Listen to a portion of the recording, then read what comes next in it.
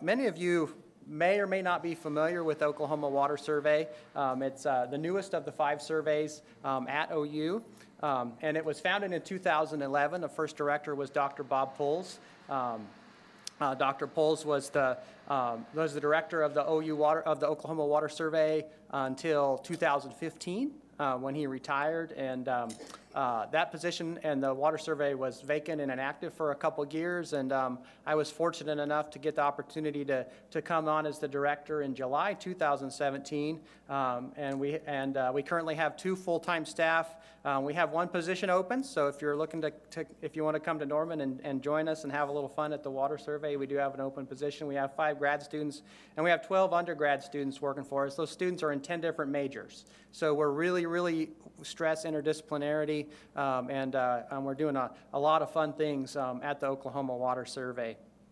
And our overall goal is to really make an impact on the sustainability of Oklahoma water resources by providing leadership for finding solutions for the water challenges facing Oklahoma. And I think that could go overall for all of the faculty at OU.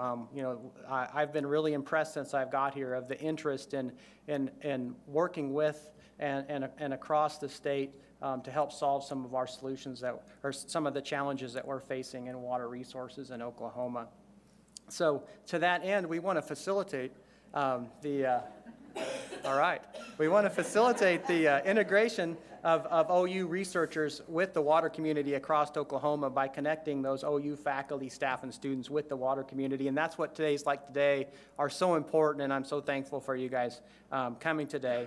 But how are we going to do this? How are we going to make OU and Oklahoma reputational in the region for water and finding water solutions that are facing us? And we're doing this by focusing on more.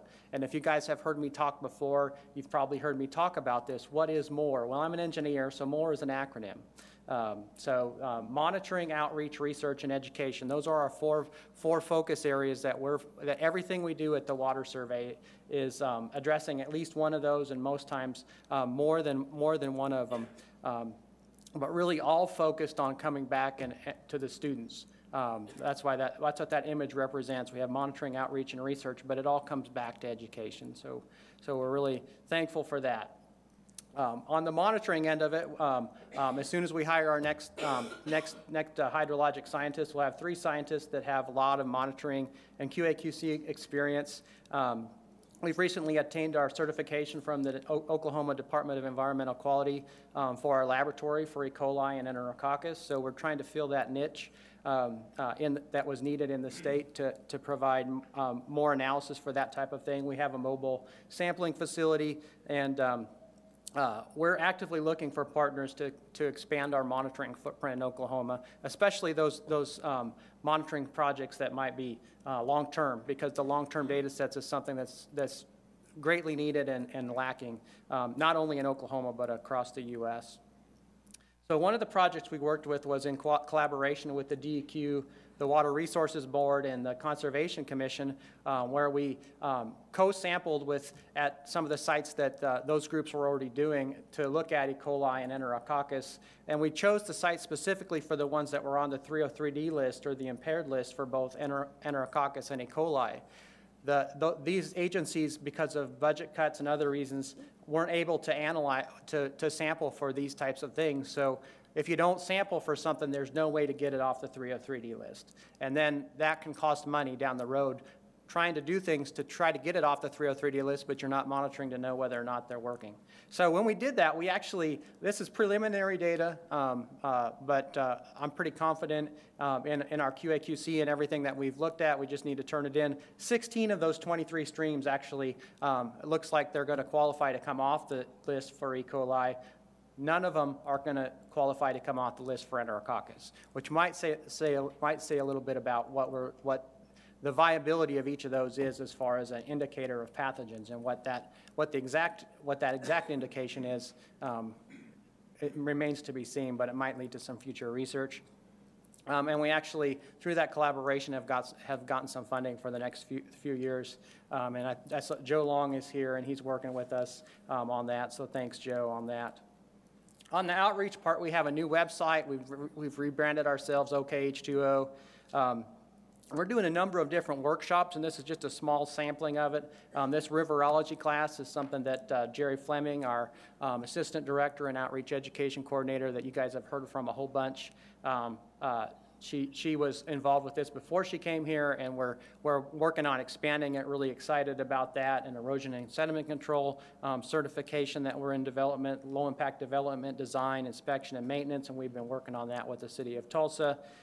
We did a workshop on dendrogeomorphology using tree roots to look at stream bank erosion, and that was really, really cool with freeze and nickels, and there's a lot more that we have in the works, and if you guys have some workshops that you'd like to work with us on, that'd be great.